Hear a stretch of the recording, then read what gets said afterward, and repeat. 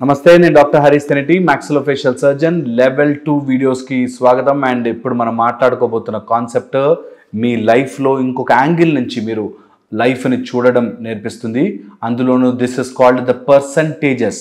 జీవితంలో కొంతమంది డిప్రెషన్కి కానీ వరికి కానీ ఆలోచనలో ఉండిపోయి ఏమీ చేయలేకపోవడానికి గల కారణము ఎక్స్ట్రీమ్స్ ఆలోచిస్తుంది మైండ్. మన మైండ్ ఎప్పుడు రాకపోతే, ఫెయిల్ అయిపోతే, నా వల్ల కాకపోతే, ఓడిపోతే, ఇలాగ అన్నీ నెగిటివ్ కానీ మొత్తం ఎక్స్ట్రీమే, ఇంకా మధ్యలో ఇంకేం ఆలోచించదు. లేదా అయిపోతుంది బాస్, నాకు వాడు తెలుసు బాస్, అట్లా సక్సెస్ అయిపోద్ది బాస్, ఇంకేంటి బాస్, జీవితం ఇంతే బాస్, నాకు అందరూ తెలుసు బాస్, ఫుల్ డబ్బులు ఉన్నాయి బాస్. ఈ టైప్లో ఎయిదర్ ఈ ఎక్స్ట్రీము లేదా ఈ ఎక్స్ట్రీము. మనిషి మైండ్ తత్వమే అంట. సో లెవెల్ 2కి వచ్చినందుకు కానీ ఈరోజు మీరు కూర్చుని ఆలోచించుకోవాల్సింది ఏంటి, టూ ఎక్స్ట్రీమ్గా ఆలోచిస్తున్నాను. డిప్రెషన్ అనగానే ఇంకా అన్నీ నాకే కష్టాలు ఉన్నాయి, నా బ్రతికే ఇట్లా ఉంది, నేనే ఇంత నాశనం అయిపోతున్నాను, నాకే ఎందుకు ఈ కష్టాలు వచ్చాయి, నేనే పోర్న్కి ఎందుకు అడిక్ట్ అయ్యాను, నాకే డబ్బులు ఎందుకు లేవు, నేనే ఈ టైప్లో అంతా ఒక ఎక్స్ట్రీమ్ నెగిటివ్కి. లేకపోతే అంతా ఇక నాకు ఆ ప్రాజెక్ట్ వచ్చేస్తుంది, ఆ ప్రాజెక్ట్ వస్తే డబ్బులు వచ్చేస్తాయి, ఆ కోర్టు కేసు ఒకటి గెలిచేస్తే కోర్టులు వచ్చేస్తాయి. ఈ టైప్లో ఏదో ఒకటి ఈ ఎక్స్ట్రీమ్కి కానీ ఈ ఎక్స్ట్రీమ్కి కానీ. ఈరోజు నేను చెప్తున్న కాన్సెప్ట్ మీరు అర్థం చేసుకోవడానికి ట్రై చేయండి. This is called looking life in percentages. ఏదైనా ఒక ప్రాబ్లం వచ్చిందనుకోండి, దాన్ని ఎంత డివాస్టేటింగ్ అయ్యే ఛాన్స్ ఉంటుంది అనే పర్సంటేజ్లో ఆలోచించడం మొదలుపెట్టండి. సపోజ్ మీరు ఎగ్జామ్ రాస్తున్నారు, మీకు టెన్షన్ వస్తుంది. ఎగ్జామ్ కానీ లేకపోతే ఆఫీస్కి ఇంటర్వ్యూకి కానీ లేదా ఒక కొత్త జాబ్, ఒక కొత్త బిజినెస్ స్టార్ట్ చేస్తాను, మీకు టెన్షన్ అవుతుంది. మీరు ఎప్పుడు ఆలోచించుకోవాల్సింది ఎంత పర్సంటేజ్ నేను ఫెయిల్ అవ్వగలను, పాస్ అవ్వగలను, ఎంత పర్సంటేజ్ దీనిలో సక్సెస్ అవ్వగలను, ఫెయిల్ అవ్వగలను. మీకు 20%, 30% అందాజా వేయద్దు, క్యాలిక్యులేట్ చేయడం నేర్చుకోండి. ఎంత పర్సంటేజ్ యాక్చువల్గా ఒక ప్రాబ్లం వస్తే ఎంతమంది ఈ ప్రాబ్లంని ట్రై చేశారు ఇంతకుముందు, ఎంతమంది సక్సెస్ అయ్యారు, ఎంతమంది ఓడిపోయారు, ఎంతమంది ఓడిపోతే వాళ్ళ జీవితం నాశనం అయిపోయింది, ఎంతమంది ఓడిపోతే అక్కడి నుంచి వాళ్ళు ఇంకా పైకి ఎదగగలిగారు. ఇలాగా కొన్ని పాయింట్స్ రాసి పెట్టుకోండి. సో దట్ మీ మైండే మీకు కొత్త ఐడియాలు ఇస్తుంది. మీకు తెలియకుండానే మీ సమస్యని ఇంకా దగ్గరగా చూడడం స్టార్ట్ చేస్తారు. మీకు తెలియకుండానే మీ ప్రాబ్లంని మీరే ఆన్సర్ వెతుక్కోవడం మొదలు పెడతారు. ఎందుకంటే you are looking in percentages and probabilities. ఒకవేళ మీ అత్తతో గొడవ అయింది అనుకుందాం. ఒక అతను నాకు ఈ మధ్య ఫోన్ చేశాడు. అమ్మ అంటే చాలా ఇష్టం, భార్య అంటే ఇష్టం, భార్య అంటే చాలా ఇష్టం, ఇద్దరిని ఒక చోట ఉండలేకపోతుంది, వాళ్ళిద్దరూ గొడవ పడుతున్నారు, మేము సపరేట్ అవ్వాలి, ఇది ప్రాబ్లం సాల్వ్ చేసుకోలేకపోతున్నాను సార్, నాకు అమ్మ అంటే ఇష్టము, అటు భార్య అంటే ఇష్టం, ఏం చేయమంటారు? ఓకే, లైఫ్లో ఎప్పుడు ఇలాంటి సమస్యలు వస్తాయి. ఇవే ధర్మ సందేహాలు అంటుంటారు. తల్లిని వదలాలా, భార్యను వదలాలా, నమ్మొచ్చిన భార్యకు అన్యాయం చేయలేను, పెంచిన తల్లికి అన్యాయం చేయలేను, కనిపెంచిన తల్లికి ఇప్పుడు ఏం చేయాలి అనే సమస్య వస్తుంది. ఎప్పుడు ఇలాంటి ప్రాబ్లమ్స్ వచ్చినా సరే మైండ్ని పర్సంటేజులుగా డివైడ్ చేయడం స్టార్ట్ చేయండి. ఎప్పుడు ఏ సమస్య వచ్చినా, ఒక అమ్మాయి అనాథ ఆశ్రమం నుంచి వాళ్ళ పేరెంట్స్ తెచ్చుకుని పెంచుకున్నారు, చాలా బాగా చూసుకున్నారు. ఇప్పుడు ఆ అమ్మాయి ఇంకొక అబ్బాయితో ప్రేమలో పడింది. ఇప్పుడు ఈ పేరెంట్స్ ఒప్పుకోవట్లేదు. చిన్నప్పటి నుంచి అనాథాశ్రమం నుంచి తెచ్చి పెంచిన తల్లిదండ్రులను వాళ్ళు చెప్పినట్టు చేయాలా, లవ్ చేసిన అబ్బాయిని ఇష్టపడాలా? ఈ టైప్లో ఎప్పుడూ ఒక కన్ఫ్యూజన్ మన మైండ్ క్రియేట్ చేస్తుంది. అండ్ ఎప్పుడూ ఒక ఎక్స్ట్రీమ్ ఎండ్కి ఆలోచిస్తుంది. అమ్మో, నేను వీళ్ళకి చెప్తే వీళ్ళు నన్ను వదిలేస్తారేమో, వాడికి చెప్తే వాళ్ళు నన్ను వదిలేస్తారేమో అని ఏదో రకంగా ఎక్స్ట్రీమ్కి వెళుతూ ఉంటుంది మైండ్. సో దీన్ని పర్సంటేజులుగా డివైడ్ చేయండి. చెప్తే ఏమవుతుంది, చెప్పిన తర్వాత సొల్యూషన్స్ ఏంటంటే వస్తాయి, దాని తర్వాత ఆప్షన్స్ ఏమేమి వస్తాయి, ఆప్షన్స్ ఏది వస్తాయో ఎంత క్లోజ్గా నేను ఆప్షన్స్కి వెళ్ళగలను, ఆ ఆప్షన్స్ తీసుకున్నాక ఎంత పర్సంటేజ్ నేను ఓడిపోవడానికి ఛాన్స్ ఉంటుంది, ఒకవేళ అంత పర్సంటేజ్ ఓడిపోవడానికి ఛాన్స్ ఉంటే నేను ఆ రిస్క్ తీసుకోవచ్చా అన్నది క్యాలిక్యులేట్ చేసుకోవాలి. ఎప్పుడైతే ఇలా క్యాలిక్యులేట్ చేయడం స్టార్ట్ చేస్తామో మీ లైఫ్ ఈజీ అయిపోతుంది. ఇంతే నా ప్రాబ్లం అనిపిస్తుంది. Okay, the third important step calculate చేసేసుకున్నాక, third very very important step ధైర్యంగా అడుగు ముందుకు వేయడం. అన్ని ఆన్సర్లు తెలుసు, ఏమవుతాయో తెలుసు, కానీ నాకు భయం అండి, ఒక మంచి జాబ్ అనుకున్నారు, లేకపోతే మంచి బిజినెస్ అనుకున్నారు. దానికి ఫస్ట్ స్టెప్ అనుకోవడం, సెకండ్ స్టెప్ ప్రణాళిక పర్సంటేజ్లుగా డివైడ్ చేయడం, థర్డ్ స్టెప్ చెయ్యాలి కదా, కానీ 10% అంటే నాకు అది ఇష్టం లేదు కానీ అంటుంది. అప్పుడే నీ మైండ్ని పట్టి సెపరేట్ చేయాలి. దేనికో ఇష్టం లేని దానికి, దేనికో నచ్చని దానికి నీ మైండ్ గుంజుతూ ఉంటుంది. అటు పార్టీకి వెళ్ళి మందు తాగాలి అనిపిస్తుంది, కానీ ఇక్కడ ఇంట్లో కూర్చుని చదువుకోవాలి అన్నది కూడా ఇంపార్టెంట్ అనిపిస్తుంది. ఈ రెండు అప్పుడే మనసుని గుంజాలి బయటకి. ఏంటి ఇష్టపడుతున్నావు నువ్వు, ఎందుకు రాంగ్ సైడ్కి నా మైండ్ వెళ్తోంది అన్నది కొంచెం సేపు కూర్చుని ఆలోచించగలిగితే ఆ కనెక్షన్ మనకి తెలుస్తుంది. ఎక్కడో లోపల తెలియకుండానే మనలో నెగిటివిటీ బయటకు వస్తుంది. ఆ నెగిటివిటీని గనక ఊపిరి ద్వారా మీరు పట్టుకుని బయటకు వదిలేయగలిగితే నిజంగా మీకు తెలియకుండానే ఆ కోరికలన్నీ తగ్గిపోతాయి. ఈ టెక్నిక్ని ఫాలో అవ్వండి. ఎప్పుడైనా ఇట్లాంటి కన్ఫ్యూజన్ వస్తే, ధర్మ సందేహం వస్తే, లేకపోతే అటు ఇష్టము ఇటు అవసరం, నీడ్ అంటారు చూసారా, అటు నాకు రేపు చదువుకోవాలి ఇంపార్టెంట్, కానీ ఈరోజు మ్యాచ్ చూసేయాలి, ఈరోజు ఫ్రెండ్ ఎవడో పార్టీ ఇస్తున్నాడు తాగడానికి పోవాలి అని రెండు వచ్చినప్పుడు ఆ మధ్యలో థిన్ సెపరేషన్ తీసుకురావడానికి ఊపిరిని వాడుకోండి. ఊపిరి టేక్ ఇన్సైడ్, ఆ రెండు ఆప్షన్స్ని సపరేట్ చేస్తున్నట్టుగా ఇమాజిన్ చేసి అక్కడ నుంచి స్లోగా నెగిటివిటీని వదిలిపెట్టండి. తాగుడు మంచిది కాదు, లేకపోతే పార్టీ ఈరోజు కాకపోతే రేపు చేసుకోవచ్చు, లేకపోతే వాడిచ్చే పార్టీ కంటే నేను ఇంకా మంచి పార్టీకి వెళ్ళొచ్చు, ఇప్పుడు చదువుకుంటే పెద్ద వాళ్ళతో పార్టీలకు వెళ్ళొచ్చు అన్నది కనుక ఆలోచించగలిగితే your thought and your addiction రెండిటి మధ్యలోంచి సెపరేషన్ వస్తుంది. ఇది దేనికైనా అప్లై చేయొచ్చు. మీరు ఒక ఉద్యోగానికి వెళ్తున్న టెన్షన్ కావచ్చు, బాస్తో వరి కావచ్చు, అత్తామామల గొడవ కావచ్చు, దేనికైనా సరే ఆప్షన్స్ రాసుకున్నాము. ఈ ఆప్షన్స్లో ఏదో ఒక ఆప్షన్ నిన్ను పట్టి ఆపుతుంది. అది చెయ్యాలని ఉంటుంది, కానీ చేస్తే ఏమవుతుందో అనే ఒక అడ్డుపడుతుంది. ఆ రెండిటికి మధ్యలో గ్యాప్ తీసుకొచ్చి ఊపిరిని బాగా డీప్గా తీసుకుని ఆ గ్యాప్ని కరిగిస్తూ ఊపిరిని బయటకు వదలండి. మీ మైండ్లో ఎలా ఉండాలంటే ఆలోచన, ఆ గ్యాప్ రెండిటికి మధ్యలో గ్యాప్ కరిగిపోయి నాకు నచ్చినది చేస్తాను, రేపు మా అత్తకెళ్ళి చెప్తాను, రేపు మా ఆయనతో మాట్లాడతాను, రేపు ఆ బిజినెస్ డీల్ సెట్ చేస్తాను అని మీరు అనుకుని breath inside, take that thought, కరిగించేసి మెల్లగా ఊపిరిని వదిలేయండి. ఇది మీరు చెయ్యండి. 10 to 15 minutes చేసి ఆ పని అటెంప్ట్ చేయండి. విత్ ఇన్ 100 days మీ సిస్టంలో ఒక అలైన్మెంట్ ఏర్పడి మీకు తెలియకుండానే మీలో శక్తి వస్తుంది. ఇది ట్రై చేయండి. ఇది లెవెల్ 2. నేను చెప్పేవేవి విని ఊరుకోవద్దు. మీరు మైండ్లో కాంటెంప్లేట్ చేయండి. ఒకటికి పచ్చాలి, ఏంటి ఆపుతోంది, ఆ ఆపిన దాని మధ్యలో ఆ గ్యాప్ని నేను ఎలా సపరేట్ చేయగలను అన్నది మీరు ఊపిరి ద్వారా, ప్రాణశక్తి ద్వారా చేస్తే మీకు తెలియకుండానే ఆ ప్రాబ్లమ్ సాల్వ్ అవ్వడం స్టార్ట్ అవుతాయి. ఎలాంటి ప్రాబ్లం అయినా సరే, అది భయం కావచ్చు, anxiety, depression, dullness, mood swings, బిజినెస్లో భయము, లేకపోతే జాబ్ భయం, ఏదైనా సరే ఈ ప్రయత్నం చేసి చూడండి. మీకు ఖచ్చితంగా డిఫరెన్స్ తెలుస్తుంది. ఒక థాట్, ఆ థాట్కి కావాల్సిన పర్సంటేజెస్ అండ్ ఆ పర్సంటేజెస్ కావాల్సిన సొల్యూషన్ కోసం ధైర్యంగా అడుగు ముందుకు వేయడం. ఒకవేళ వేసేటప్పుడు ఏదైనా అడ్డొస్తే ఈ రెండిటికి మధ్యలో గ్యాప్ తీసుకొచ్చి ఊపిరి ద్వారా దాన్ని కరిగించడం. ఇది మీరు ప్రయత్నం చేయండి. చేసి నాకు ఎట్లా ఉందో చెప్పండి. ఏ పని చేస్తున్నా ఇంటర్నల్ వ్యాలిడేషన్ ఉందా లేదా చూసుకోండి. అంటే జనరల్గా ఏదైనా చేస్తే మా అమ్మకు నచ్చుతుంది, మా నాన్నకు నచ్చుతుంది, నా గర్ల్ ఫ్రెండ్కి నచ్చుతుంది, లేకపోతే ఆ జాబ్ వస్తే సొసైటీకి నచ్చుతుంది, అంత డబ్బులు వస్తే నాకు ఫ్రెండ్స్కి నచ్చుతుంది. ఈ టైప్లో ఎవడికో నచ్చడానికి బ్రతుకుతూ ఉంటాం. ఎవరో ఒకళ్ళు మన డ్రెస్ వేసుకుంటే బాగుందా అని పక్కన ఉన్న అడుగుతాం.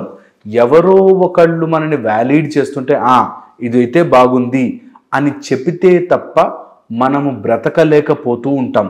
అలాంటి వాళ్ళు ఎప్పుడైతే నాకు ఎక్స్టర్నల్ వ్యాలిడేషన్తో పని లేదు, ఎవరు ఏం చెప్పినా నాకు సంబంధం లేదు, నా లోపల కొన్ని కోర్ వాల్యూస్ అవి ఓకే చెప్తే చాలు అనే మైండ్ సెట్ కనుక డెవలప్ చేసుకుంటే మీ కష్టాలన్నీ ఇట్లా దూది ఎగిరిపోయినట్టుగా ఎగిరిపోతుంది. ఓకే, ఇంటర్నల్ వ్యాలిడేషన్ తెచ్చుకోండి. ఇంటర్నల్ వ్యాలిడేషన్ తెచ్చుకోవాలంటే నాకు నచ్చింది ఇష్టమని చెప్పుకోవడం కాదు, మీకంటూ ఒక వాల్యూ పెట్టుకుని ఆ వాల్యూకి స్టిక్ ఆన్ అయి ఉండడం. ఒక వాల్యూ సెట్ ఎలా వస్తుంది? జనరల్గా అయినా ఒక మనిషికి ఇది మంచి వాల్యూస్ అని ఎలా తెలుస్తుంది? అందుకనే 3 ఇంపార్టెంట్ ఫిలాసఫీలు గుర్తుపెట్టుకోవాలి. నంబర్ 1 వచ్చేసి బయోగ్రాఫిక్ వాల్యూస్ అంటారు, ఆర్ బయోలాజికల్ వాల్యూస్. అంటే నీ సిస్టమ్ ద్వారా నీ బాడీలో కొన్ని వాల్యూస్ నువ్వు సెట్ చేసుకోవాలి. కొంతమందికి ఇప్పుడు కోల్డ్ అంటే ఇష్టం ఉండదు, చలిగా ఉంటే ఇష్టం ఉండదు, వెచ్చగా వేడిగా ఉండడానికి ట్రై చేస్తారు. ఏ సీజన్లో చూసినా సరే కొంతమంది వేడి వైపుకి మగ్గు చూపుతారు, కొంతమంది చల్లవే ఎంత చలికాలంలో అయినా కోల్డ్ వాటరే తాగుతారు. అలాగా నీ శరీరము నీకు కొన్ని వాల్యూ సిస్టమ్స్ ఇస్తుంది. ఇది గమనించుకోవాలి. ఒక జీవిత కాలంలో ఈ శరీరంలోనే బ్రతుకుతున్నప్పుడు ఈ శరీరానికి ఏమి ఇష్టము, ఏది కరెక్ట్, ఏది బాగుంది అన్నది నీ లైఫ్లో నువ్వు రాసుకోలేకపోతే నీ జీవితాన్ని నువ్వు బ్రతకనట్టే లెక్క. అందుకని నీ జీవితంలో బయోలాజికల్గా నీకు కొన్ని వాల్యూస్ ఉంటాయి, ఆ వాల్యూస్ని రాసి పెట్టుకో. ఎప్పుడైనా సరే ఆ వాల్యూస్ని దాటకు. ఏదైనా కానీ ఎవరో ఇష్టపడతారు కదా అని వాళ్ళ కోసం చల్లవి తాగి, ఎవరో ఇష్టపడతారు కదా అని వాళ్ళ కోసం నీకు నచ్చని విధంగా రెడీ అయ్యి, ఎవరికో చూపించుకోవడం కోసం కొంతమంది ఈ మధ్య లేటెస్ట్గా ఉండాలని బట్టలు, చిరిగిపోయిన బట్టలు, లేకపోతే టైట్ డ్రెస్సులు, అమ్మాయిలు కొంతమంది వెరీ అన్కంఫర్టబుల్ బట్టలు, ఆ పార్టీకి వెళ్తే అట్లాగే వేసుకోవాలండి అని వేసుకుంటుంటారు. సో అందుకని నీ వాల్యూకి, నీ బయోలాజికల్ సిస్టమ్కి నచ్చని బట్టలు కూడా నువ్వు వేసుకోవద్దు, నచ్చని ఆలోచనలు కూడా నువ్వు ఆలోచించద్దు. నీ బయోలాజికల్ వాల్యూని ఎప్పటికప్పుడు కాపాడుకో. That is the first step in internal validation. అప్పుడు నీకు ఎవరు ఏంటన్నారో సంబంధం లేదు. నీ బయోలాజికల్ నీడ్ ప్రకారం నీ లోపల ఒక సిస్టమ్ని నువ్వు తయారు చేసుకున్న దాని ప్రకారము నువ్వు ఇలా ఉంటావు అని నువ్వు ఫిక్స్ చేసుకున్నావు. ఇది బయోలాజికల్ సిస్టమ్. నెక్స్ట్ వచ్చేసి సెకండ్ మోస్ట్ ఇంపార్టెంట్ సిస్టమ్ వచ్చేసి ఇన్నర్ ఆథెంటిఫికేషన్ కోసము, లేకపోతే ఇన్నర్ కరెక్ట్నెస్ కోసము నీ జియోగ్రాఫికల్ సిస్టమ్ని కరెక్ట్గా చూసుకోవాలి. ఈ జియోగ్రాఫికల్ సిస్టంలో నువ్వు పెరుగుతున్న వాతావరణం, ఉంటున్న పరిస్థితి, లేకపోతే ఆ జియోగ్రఫీకి సంబంధించి, అంటే నీకంటూ పెరుగుతున్న వాతావరణంలోనో, లేకపోతే నీ కంట్రీ కానీ స్టేట్ కానీ నీకంటూ ఒక వాల్యూ ఉంటుంది కదా, ఆ వాల్యూని ఎప్పుడు నీ లోపల ఉంచుకోవాలి. ఎప్పుడు కూడా నేను నార్త్కి వెళ్ళాను కదా అని నార్త్ వాడిలాగా ఉండిపోకూడదు. నేను అమెరికాకి వెళ్ళాను కాబట్టి అమెరికా వాడిలాగా మొత్తం మారిపోవాలి అని ప్రయత్నం చేయకూడదు. అలా ఎప్పుడు ప్రయత్నం చేసినా కాన్ఫ్లిక్ట్ వస్తుంది మైండ్లో. ఎప్పుడు ఇతరుల వ్యాలిడేషన్ కోసమే చూస్తాం. చాలామంది నేను ఇక్కడ తెలుగువాడిగా పుట్టాను కానీ తెలుగులో మాట్లాడాలంటే వాడు ఏమనుకుంటాడు, చీప్ అనుకుంటాడేమో అని అవసరం లేని చోట కూడా ఇంగ్లీష్లో మాట్లాడుతూ ఉంటారు. ఎంత ఇంగ్లీష్లో మాట్లాడతారో, లేకపోతే వాళ్ళ భాష కానిదైనా సరే నేర్చుకుని, లేకపోతే ఆ స్టైల్ వాడిది కాకపోయినా ట్రై చేసి ప్రాక్టీస్ చేస్తారు. జియోగ్రాఫికల్ వాల్యూని కాపాడుకుంటూ ఉండాలి. ఎప్పుడు కూడా నువ్వు తెలుగువాడివి, లేకపోతే నువ్వు ఇక్కడి వాడివి, లేకపోతే నువ్వు ఈ ఫ్యామిలీకి చెందిన వాడివి, నువ్వు ఈ గోత్రానికి చెందిన వాడివి, నువ్వు ఈ మతానికి చెందిన వాడివి, దాన్ని వాల్యూగా కాపాడుకోవాలి. దాన్ని ఇతరుల మీద రుద్దమని కాదు, ఇతరుల వాల్యూస్తో ఫైట్ చేయమని కాదు, బట్ నీకంటూ ఒక వాల్యూని మాత్రం కాపాడుకోవాలి. దానికోసం నువ్వు ఒక లిమిట్ సెట్ చేసి పెట్టుకోవాలి. దాన్ని దాటి ఎవరూ రారు. దానికి అగెయిన్స్ట్గా నువ్వు వెళ్ళకూడదు. ఓకే, నేను తెలుగువాడిని కాదు అని ఫీల్ అవ్వడానికి నేను ట్రై చేయకూడదు. సో ఇందులో వెరీ సటిల్గా గుర్తుపెట్టుకోవాల్సింది, నీ జియోగ్రాఫికల్ కండిషన్ ప్రకారం నీకంటూ కొన్ని వాల్యూస్ ఉంటాయి. అది బాగా స్ట్రాంగ్గా పెట్టుకోవాలి. కొంతమంది క్రిస్టియన్ కానీ, ముస్లిం కానీ, హిందువు కానీ, లేకపోతే వాళ్ళ ఫ్యామిలీలో వచ్చిన జైన్ కానీ, ఇంకోటేదో బౌద్ధం కానీ, ఎలా తీసుకున్నా సరే వాళ్ళకంటూ ఒక జియోగ్రాఫికల్ వాల్యూ ఉంటుంది. దాన్ని ఎట్టి పరిస్థితుల్లోనూ పోగొట్టుకోకూడదు. ఈ వాల్యూని కనుక దాటి వెళ్ళాము అంటే నీ మైండ్లో కాన్ఫ్లిక్ట్ ఏర్పడి ఎప్పటికీ బాగుపడలేకుండా ఏదో రకంగా అడ్డదారిలో వెళ్ళిపోతుంటాం. అందుకని ఇది వెరీ వెరీ ఇంపార్టెంట్, దీన్ని కాపాడుకోవాలి. ఇక థర్డ్ వచ్చేసి కల్చరల్ వాల్యూని, ఒక నీకంటూ నీ యాన్సిస్ట్రల్గా ఒక కల్చర్ వస్తుంది కదా, దాన్ని ఎట్టి పరిస్థితుల్లో ప్రొటెక్ట్ చేయాలి, ఎట్టి పరిస్థితుల్లో నీ గ్రామ దేవత ఎవరో తెలుసుకోవాలి, ఎట్టి పరిస్థితుల్లో నీ జెనెటిక్ జీనో టైప్ ఏంటో తెలుసుకోవాలి, నీ ఫ్యామిలీ ట్రీ ఏంటో తెలుసుకోవాలి.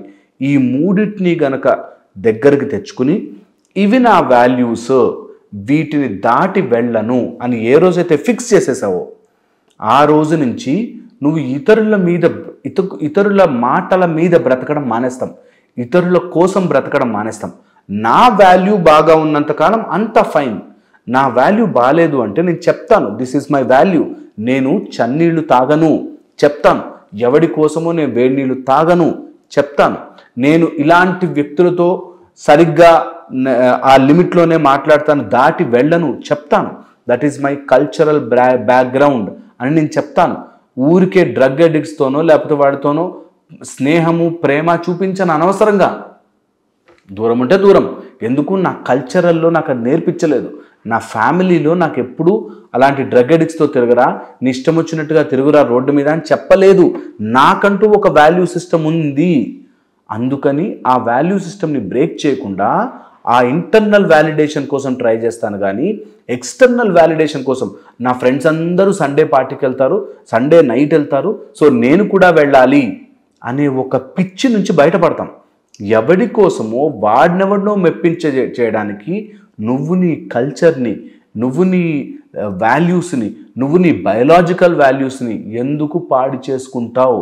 ఎవరైతే ఇది ఆలోచించుకుంటారో, ఎవరైతే ఈ వ్యాలిడేషన్ని అర్థం చేసుకుంటారో, ఎక్స్టర్నల్ వ్యాలిడేషన్ కోసం నేను పరుగులు తీయనవసరం లేదా, నా జీవితానికి ఒక వ్యాలిడేషన్ ఉందా అని తెలిసిన రోజున ఎక్కడ లేని స్పిరిచువల్ ఎనర్జీ మీ లైఫ్లోకి వస్తుంది. ఇది బాగా గుర్తుపెట్టుకోవాలి. లెవెల్ 2 కాబట్టి ఈరోజు ఆలోచించండి. ఈరోజు మీరు కొనుక్కున్న బుక్లో రాసుకోండి, నా బయోలాజికల్ వాల్యూస్ ఏంటి, నేను దాటి వెళ్ళని వాల్యూస్ ఏంటి, నా కల్చరల్గా ఉన్న వాల్యూస్ ఏంటి, నా జియోగ్రాఫికల్గా ఉన్న వాల్యూస్ ఏంటి, ఇవి నేను కంపల్సరీ రాసుకుని చూసుకోవాలి. ఇక ఎక్స్టర్నల్ ఇతరుల మాటల మీద నేను ఆధారపడి నా బ్రతుకుని కానివ్వను. నా బ్రతుకు నా వాల్యూకి తగ్గట్టుగా ఉందా లేదా మాత్రమే చూసుకుంటాను. ఒకవేళ నా వాల్యూకి సింక్ అయిందనుకో, ఎవరేమనుకున్నా నాకు డజంట్ మ్యాటర్. నా వాల్యూకి సింక్ కాలేదనుకో, సపోజ్ నేను దొంగతనం చెయ్యను అని ఫిక్స్ అయ్యాను, ఎవరో డబ్బు పడేసి వెళ్ళారు, ఎవరు చూడట్లేదు కదా అని దొంగతనం చెయ్యలేను నేను. ఎందుకు? నా వాల్యూ దొంగతనము చెయ్యను. ఎవడ చూస్తాడా చూడడా, ఫ్రీ మనీయా కాదా నాకు అనవసరం. నేనంటూ ఒక వాల్యూ పెట్టుకున్నాను, ఆ వాల్యూని ఎట్టి పరిస్థితుల్లో దాటను అనేది చాలా చాలా చాలా చాలా ఇంపార్టెంట్. ఇది ఎంత డీప్గా మీరు తీసుకోగలిగితే తొందరగా మీ లైఫ్ మారుతుంది. ఇది ఒక 100 days ప్రాక్టీస్ చేయండి. 100 days లెవెల్ 2లో ఈ కాన్సెప్ట్ ప్రాక్టీస్ చేయండి. నా ఇంటర్నల్గా లోపల నుంచి వచ్చే వాల్యూని మాత్రమే నేను పరిగణనలోకి తీసుకుంటాను. బయట ఎవడో చెప్పినందుకో, మా అత్త తిట్టిందనో, మా అంకుల్ అన్నాడనో, లేకపోతే మా మామ ఇట్లా అన్నాడనో, మా ఆయన ఇట్లా చేశాడనో, దేనివల్లను నా విలువని తగ్గించుకోను. నాకు ఇంటర్నల్గా వచ్చే వ్యాలిడేషన్ ఇంపార్టెంట్. బయట నుంచి ఎవడు ఏమిస్తాడు డజంట్ మ్యాటర్ అని గనక మీరు ఫిక్స్ అయితే your life will change. 100 days ఈ పని చేయండి. 100 రోజులు ఇతరుల మాటల కోసం కాకుండా నా లోపల ఒక వాల్యూ సిస్టమ్ డెవలప్ చేసుకుంటాను అని గనక మీరు ఫిక్స్ అయితే తెలియకుండానే మీ లైఫ్లో మీకు ఎనార్మస్గా మార్పులు చూస్తారు అండ్ ఖచ్చితంగా దాన్ని మీరు రిలీజ్ చేస్తారు. ఎంత బాగుంది లైఫ్ అని అనిపిస్తుంది. So very very important. External validation కాకుండా ఇంటర్నల్ వ్యాలిడేషన్ కోసం వెళ్ళడం.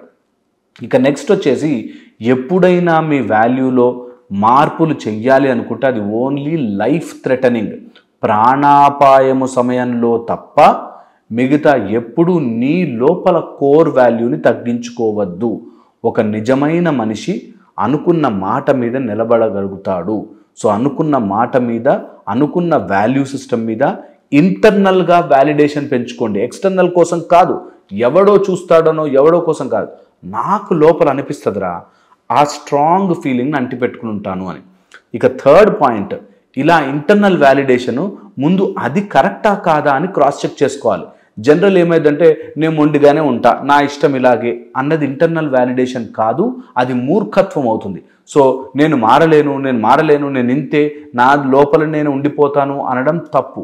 అందుకోసమే ఒక గురువు అవసరం పడుతుంది, అందుకోసమే ఒక టీచర్ అవసరం పడుతుంది, అందుకోసమే ఒక మెంటర్ అవసరం పడుతుంది. ఆ మెంటర్ గనక మీకు అవసరం పడితే ఒక ఫోటో పెట్టుకోండి, ఒక శివలింగం పెట్టుకోండి, లేకపోతే ఒక గణపతి బొమ్మ పెట్టుకోండి, లేకపోతే మాలాంటి వాళ్ళ దగ్గరికి ఎవరికైనా వెళ్ళండి, ఒక గురువుని పెట్టుకోండి, మనుషుల దగ్గరికి వెళ్ళాల్సిన పనిలే, ఒక ఫోటో పెట్టుకోండి. హీ విల్ గైడ్ యూ అనే రియాలిటీని మీరు తెలుసుకోండి. ఇలా గనక చేస్తే 100 days మీ జీవితంలో మార్పులు రాబోతాయి. లెవెల్ 2 వీడియోస్ని చూస్తున్నందుకు చాలా సంతోషం. మీరు ప్రాక్టీస్ చేసి అండ్ ఈ ప్రాక్టీస్ని మీరు ముందుకు తీసుకెళ్ళి అండ్ ఈ ప్రాక్టీస్ ద్వారా మీరు ఎంత లాభపడ్డారో మీరు కంపల్సరీగా కమెంట్లో చెప్పండి. ఇంకా ఎక్కువ మంది దీన్ని ట్రై చేయడానికి ఛాన్స్ ఉంటుంది and they will really feel happy. మీరు ఒకవేళ చెప్పలేకపోయినా పర్లేదు, చెయ్యడం మాత్రం మిస్ చేయొద్దు. కంపల్సరీగా నేను చెప్పింది ట్రై చేయండి. ఇంటర్నల్ వ్యాలిడేషన్ మీద ఫోకస్ పెట్టండి. న్యూటన్స్ సెకండ్ లా గురించి ఈరోజు ఈ మధ్య చూస్తుంటే ఒక మంచి కాన్సెప్ట్ అనిపించింది నాకు. న్యూటన్ సెకండ్ లా ఏం తెలుసా? Acceleration is force by mass అంటారు. ఫోర్స్ అంటే మాస్ ఇంటూ యాక్సిలరేషన్ అంటారు. అట్లాగా ఏదైనా స్పీడ్గా జరగాలి అంటే ఎంత మాస్ ఉంది, ఎంత ఫోర్స్ పెడుతున్నాము అన్నది అవగాహన చేసుకోవాలి. అంటే నేను ఈ టేబుల్ తొయ్యాలి అనుకున్నాను అనుకోండి, ఎంత టేబుల్ బరువు ఉంది, ఎంత ఫోర్స్ నేను పెట్టాలి, ఎంత మాస్ని నేను మూవ్ చేయాలనుకుంటే ఎంత స్పీడ్గా మూవ్ అవుతుంది అన్న క్యాలిక్యులేషన్. అంత ఫిజిక్స్ మనం తెలుసుకోవాల్సిన పని లేదు, కానీ ఓ చిన్న కామన్ ఐడియా మనం పెట్టుకుంటే మన జీవితంలో ఉండే గోల్స్ను కూడా మనం ఎంత త్వరగా సాధించుకోవచ్చో తెలుస్తుంది. పెద్ద గోల్ ఉందనుకోండి, ఎంత పెద్ద గోల్ ఉంటే అంత ఎక్కువ ఫోర్స్ పెట్టాలి. ఇక్కడ పెద్ద బండరాయి ఉందంటే నేను ఎక్కువ ఫోర్స్ పెట్టాలి కదా. సో మన స్పీడ్, మనం దాని ఆ బండరాయిని ఫాస్ట్గా తొయ్యాలి అంటే ఎంత మాస్ ఉంది, దానికి నేను ఎంత ఫోర్స్ పెట్టగలను అనే ఆ అంచనా వెయ్యాలి. కాబట్టి ఈ 3 ఫ్యాక్టర్స్ చాలా చాలా ఇంపార్టెంట్. యాక్సిలరేషన్ ఆర్ స్పీడ్గా ఆ రాయిని మనం తొయ్యాలి అంటే ఇక్కడి నుంచి అక్కడికి రాయిని తోస్తే నా సక్సెస్ వస్తుంది, అది నా గోల్ అని అనుకుంటే ఆ రాయిని తోయడానికి కావాల్సిన ఫోర్స్, అది ఎంత బరువు ఉంది అనే ఒక అంచనా మనకు ఉండాలి కదా. అలాగే ఏదైనా సరే మన లైఫ్లో సాధించాలి అంటే ఆ గోల్ యొక్క మ్యాగ్నానిమిటీ, ఆ గోల్ ఎంత పెద్దది, అదే మాస్, అండ్ నా దగ్గర ఎంత స్ట్రెంగ్త్ ఉంది, ఎంత ఫోర్స్ ఉంది అన్నది ఇంపార్టెంట్. సో ఎప్పుడైతే దాని మాస్ని మనం అర్థం చేసుకుంటామో అప్పుడు మన ఫోర్స్ మనం అప్లై చేయడానికి అట్లీస్ట్ ప్రిపేర్ అవుతాం కదా. ఓ చిన్న రాయి ఉంది, ఇంత ఫోర్స్ పెట్టాలని నాకు ఐడియా ఉంటుంది. ఒక పెద్ద రాయి ఉంది, నాతో కాదరా, నేను ఏదో ఏ ట్రాక్టర్నో దేన్నో పిలిపించాలి అని తెలుస్తుంది. అలాగా మనం ఏదైనా గోల్ పెట్టుకుంటే ఆ గోల్ ఎంత పెద్దది, దానికి నేను ఏం చెయ్యాలి అన్నది ఆలోచనలోకి రావాలి. నిజంగా కనుక ఇలా ఆలోచన స్టార్ట్ చేస్తే మీ లైఫ్లో ఉండే గోల్ అనగానే చాలామంది IAS, IPS, డాక్టరు, ఇంజనీర్ ఇవే గోల్స్ అనుకుంటారు. అమెరికాకి వెళ్ళడమే గోల్ అనుకుంటారు. కాదు, ఎవ్రీడే టాస్క్. మీ ఇంట్లో మీ అత్త, ఇంట్లో ఇరిటేట్ చేస్తున్న కొడుకు, హస్బెండ్, బాబు, లేకపోతే ఆఫీస్లో ఉండే కొలీగ్, ఎవరైనా కావచ్చు, మీ గోల్ ఏంటి, వాడిని ఒకవేళ కనుక ఒక వ్యక్తి మిమ్మల్ని టార్చర్ పెడుతున్నాడంటే వాడిని ఎట్లా డీల్ చేయాలి ఈజ్ ద గోల్. మీరు ఎంత ఫోర్స్ పెట్టగలరు ఈజ్ ద పాయింట్. ఆ గోల్ ఎంత గట్టిగా, ఎంత మాసీగా ఉంది, ఎంత మాస్ ఉంది అన్నది మీరు తెలుసుకోగలగాలి. ఎంత మాస్, ఎంత పవర్ పెట్టాలి అని మీకు అంచనా వస్తే, ఓకే వీడు ఈ స్టేజ్లో ఉన్నాడా, కంపెనీకి CEOనా, లేకపోతే మేనేజరా, బాసా, వీడిని నేను ఏ ఫోర్స్తో డీల్ చేయాలి అన్నది మీకు అంచనా వస్తుంది. ఎప్పుడైతే ఈ అంచనా రావడం స్టార్ట్ అవుతుందో then you will realise size of the goal, ఆ గోల్కి నేను ఎంత ఎఫర్ట్ అండ్ ఫోకస్ పెట్టాలి, అండ్ అలా పెట్టాలి, అలా పెడితే ఎంత త్వరగా నా గోల్ని రీచ్ అవుతాను. ఈ 3 ఇంపార్టెంట్.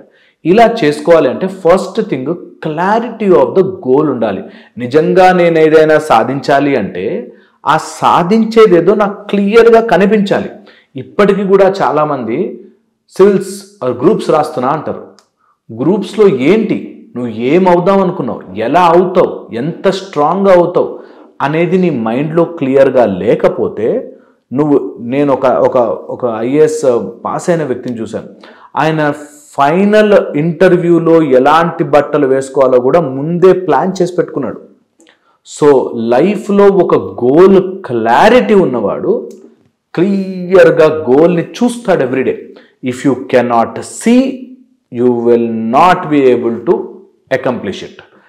చూడకపోతే మీ జీవితంలోకి రాదు, బుర్రలో కనిపించకపోతే మీ జీవితంలోకి రాదు.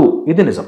సో అందుకని మీరు ఏం చూడాలి అనుకుంటున్నా, మీ లైఫ్లో మీ గోల్ ఏంటో క్లియర్గా చూడండి. నిన్ను టార్చర్ పెట్టే బాస్ అనుకోండి, ఆ బాస్ వెళ్ళిపోవడానికి నేను ఏమేం పావులు కదపచ్చు, ఏమేం చెయ్యొచ్చు, వాడిని ఎట్లా డీల్ చెయ్యొచ్చు అన్నది క్లియర్గా మైండ్లో పెట్టుకోవాలి. ఇది చాలా చాలా ఎసెన్షియల్ ఎక్సర్సైజ్.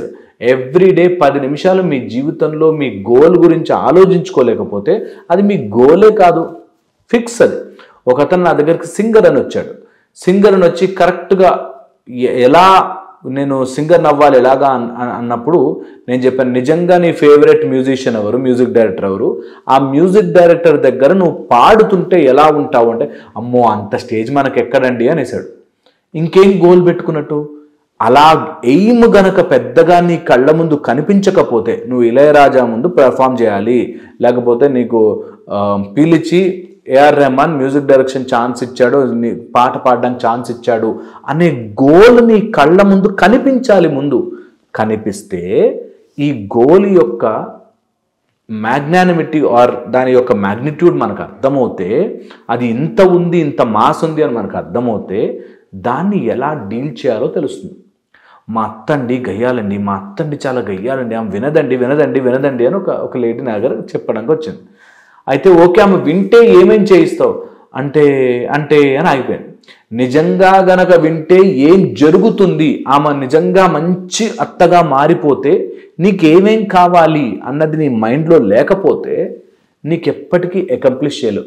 ఆమె మారదండి అస్సలు అని నువ్వే ఫిక్స్ చేసేస్తే ఆమె ఎలా మారుతుంది కదా. సో అందుకని గోల్ని క్లియర్గా చూడడము, దాని యొక్క పిక్చర్ నీ కళ్ళ ముందు కనిపించడము రావాల్సిందే. ఓకే, నెక్స్ట్ వచ్చేసి ఒక గోల్ ఉంటే దాన్ని ఎలా అచీవ్ చేయగలను అనే మార్గములు వెతకడం రావాలి. Ways to achieve a goal ఎంత ఈజీ అండ్ ఎంత ఇంపార్టెంట్ అంటే, మీరు ఇది ఒక స్టడీ జరిగింది. ఆ స్టడీలో ఏ సమస్య వచ్చినా 21 ఆన్సర్స్ రాయాలంట. 21 ఆన్సర్ మీకు ఖచ్చితంగా పనిచేస్తుంది. ఓకే, ఏదైనా సరే మీకు సపోజ్ మీ బాస్ మారాలి ఆర్ బాస్ మీకు శాలరీ హైక్ చేయాలి అంటే 21 మార్గములు రాయండి. ఎలా పెంచుతాడు మీకు శాలరీ అనే 21 మార్గాలు రాస్తే 21st మార్గము మీకు ఖచ్చితంగా వర్కౌట్ అవుతుంది అంటారు. సో ఎవ్రీ 21st ఆన్సర్ మీకు సొల్యూషన్ అవుతుంది. సో మీకు ఏమైనా గోల్ ఉంటే ఆ గోల్ని రీచ్ అవ్వడానికి వేస్ రాసుకుంటూ 21 ఆన్సర్లు రాసుకోండి. నేను ఇది సాధించాలి అంటే ఇలా చేయొచ్చు, ఇలా చేయొచ్చు, ఇలా చేయొచ్చు, ఇలా చేయొచ్చు అని చెప్పి అన్ని కారణాలు. మీకు 5-6 తర్వాత కారణాలకి ఐడియాస్ రావు. 6 తర్వాత కష్టపడ్డాక 7, 8 అట్లా వస్తుంది. మీరు ఆలోచిస్తూ ఉంటే 21 సమాధానాలు తెచ్చుకోండి. 21వ సమాధానం మీ జీవితాన్ని మారుస్తుంది అంటారు. అది ఎనీ గోల్కి పెట్టచ్చు, ఏ గోల్ అయినా సరే. ఓకే, సో అలా ట్రై చేయండి. నంబర్ ఆఫ్ ఆన్సర్స్ రాసినప్పుడు మీకు ఈజీగా ఈ ప్రాబ్లంకి ఇన్ని సొల్యూషన్స్ ఉన్నాయి, నేను ఎందుకురా బాబు ప్రాబ్లం గురించి ఆలోచిస్తున్నాను, సొల్యూషన్స్ ఉన్నాయి కదా అనే ఒక ధైర్యం మీ జీవితంలో వస్తుంది. రైట్, అయితే ఈ వేస్ రాసుకున్నాక ఒక ఫోకస్ పెట్టి దాని గురించి ఎవ్రీడే ఇంత టైం అని పెట్టి స్టార్ట్ చేయండి. ఖచ్చితంగా మీ జీవితంలో మీరు ఎంత పెద్ద గోల్ అనుకున్నా సరే సాధించి ముందుకు వెళతారు. అండ్ ఫోర్స్ అనే విషయానికి వచ్చినప్పుడు నాకు చాలా ఇంపార్టెంట్గా మీరు అందరూ గుర్తుపెట్టుకోవాల్సింది, ఫోర్స్కి చాలా ఎనర్జీ కావాలి. నేను పెద్ద బండరాయిని తొయ్యాలంటే ఎనర్జీ కావాలి. ఆ ఎనర్జీని నేను నా లోపల తయారు చేసుకోవాలి. అలా తయారు చేసుకోవడానికి మనకి ఎన్నో రకాల మంత్ర యంత్ర తంత్ర మార్గాలు ఉన్నాయి. మన తెలివి మనకుంది, మన బుద్ధి ఉంది, సైన్స్ ఉంది, మనకి ఇంటెలిజెన్స్ ఉంది, ఇన్ని రకాల శక్తులు ఉన్నాయి. దీన్ని నేను కలగలిపి ఒక ప్రాబ్లంకి సొల్యూషన్ వెతుకుతాను అనే మీరు దృఢ నిశ్చయంతో కనుక ముందుకెళ్తే ఖచ్చితంగా ప్రాబ్లంకి సొల్యూషన్ దొరికి తీరుతుంది. తాళము తయారైతే దానికి కీ తయారవుతుంది. అలాగే మీకు ప్రాబ్లం ఈ సృష్టిలోకి వస్తుంది అనగానే ఆన్సర్ కూడా రెడీ అయిపోయి రెడీగా వెయిట్ చేస్తూ ఉంటుంది. ఆ రెండింటిని కలపడమే మీ పని. ఎప్పుడో మహిషి అనేది పుడుతుంది అనగానే అయ్యప్ప అనే మహాశక్తి తయారైపోతుంది. అలాగా ఏదైనా సరే మన జీవితంలో ఏది చెడు కానీ ప్రాబ్లం కానీ వచ్చింది అంటే దానికి మంచి సొల్యూషన్ ఉండి తీరుతుంది. లేదని అనుకోదు. మీరు వెతకడం మానేస్తే మాత్రం కష్టం. సో అందుకని ప్రాబ్లం అనుకోవడం గోల్, ఆ గోల్కి ఎన్ని మార్గాలు ఉన్నాయి రాసుకోవడం, ఆ మార్గాలను అన్వేషించడానికి మీరు ఒక ఫోకస్, ఒక పర్టికులర్ టైమ్ అండ్ కావాల్సిన ఎనర్జీని మీలో జనరేట్ చేసుకోవాలి. ఓకే, ఎప్పుడైనా నేను ఇలాంటి మాట చెప్తున్నప్పుడు, ఇలాంటివి అంటున్నప్పుడు మీరు గుర్తుపెట్టుకోవాల్సింది, గోల్స్ రాసుకున్నాక, ఏదైనా మార్గాలు రాసుకున్నాక అక్కడ ఉండిపోయి ఆగిపోకూడదు. ప్రయత్నపూర్వకంగా మీరు చెయ్యాలి, అచీవ్ చెయ్యాలి అన్న నిశ్చయంతో మీరుంటే, ఎప్పుడైతే your decision is stronger, problem in the world will melt. ఇలా కరిగిపోతుంది ప్రాబ్లమ్. మీరు కనుక నేను సాల్వ్ చేస్తున్నారా బై ఏదైనా కానీ అని. ప్లస్ ఇలాంటివి రాస్తున్నప్పుడు, గోల్స్ కోసం పనిచేస్తున్నప్పుడు కొంతమంది గోల్ మీద 24 గంటలు బ్రతుకుతుంటారు, విచ్ ఈస్ రాంగ్. 24 గంటలు అదే ఆలోచిస్తూ కూర్చోవలసిన అవసరం లేదు. ఓ సమస్య ఉంది, దానికి ఆన్సర్ కోసం ఒక గంట కేటాయిస్తాం అంతే. రోజంతా ఇంకా అదే తలుచుకుని ఈ ఒక్క కష్టం తీరితే బాగుండో, ఈ ఒక్క కష్టం తీరితే బాగుండో అని కూర్చున్నంత మాత్రాన తీరదు. సో క్వాలిటీ టైం పెట్టి ఆలోచించి వదిలేండి పక్కకి. ఒక అతను నాకు తెలిసిన ఆయన, వాళ్ళ మామ ఏదో ల్యాండ్ లిటిగేషన్తో వాళ్ళ నాన్నతో గొడవపడి ఆ ల్యాండ్ ఏదో ప్రాబ్లం చేశాడు. ఇంకా రోజంతా కూర్చుని ఆలోచిస్తాడు, ఎందుకు ఇట్లా అవుతుంది, నాతో ఎందుకు ఇట్లా అవుతుంది, మాకే ఎందుకు ఇట్లా అవుతాయి సార్, మా నాన్న ఎంత మంచోడు సార్. ఓకే, ఆలోచించేసావు, బాధపడిపోయావు, అయిపోయింది. ఇప్పుడు సొల్యూషన్కి ఏదైనా ఆలోచిస్తావా? ఓ గంట సేపు కూర్చుని సొల్యూషన్ ఇలా చేస్తే బాగుంటుంది, ఒక లీగల్ ఒపీనియన్, దీనికి ఇలాంటి డాక్యుమెంట్స్ తయారు చేసుకోవడం, దీనికి ఇలాంటి పర్సన్ని పట్టుకోవడం, అలా ఆన్సర్లు రాసుకుంటూ వెళ్తే నీకు ఖచ్చితంగా ఆన్సర్ దొరుకుతుంది. ముందుకు వెళతావు. కూర్చుని బాధపడితే ఏమీ రాదు. ఓకే, ఇది బాగా గుర్తుపెట్టుకోండి. Thank you so much. ఇంకో వీడియోలో కలుస్తాను.